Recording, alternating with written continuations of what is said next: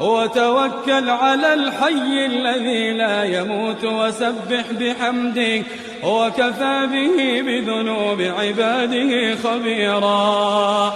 الذي خلق السماوات والأرض وما بينهما في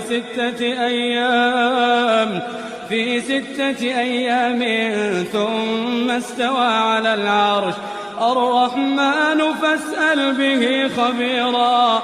وإذا قيل لهم